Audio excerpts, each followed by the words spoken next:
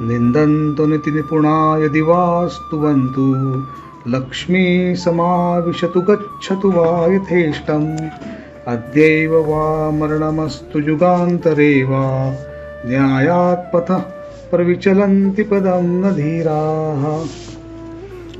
या श्लोकात नीतीमध्ये पारंगत असलेल्या व्यक्तीबद्दल आणि तो कसा आहे हे सांगितले आहे। त्याची मानसिकता कशी आहे या श्लोकात त्याच्याबद्दल असे म्हटले आहे, नैतिकतेत पारंगत असलेली व्यक्ती आजच मरेल किंवा खूप दिवसांनी। त्याला लक्ष्मी म्हणजेच संपत्ती मिळो किंवा न मिळो, लोक त्याच्यावर टीका करो किंवा स्तुती करो, पण काहीही झाले तरी तो न्यायाच्या मार्गापासून थोडाही विचलित होत नाही।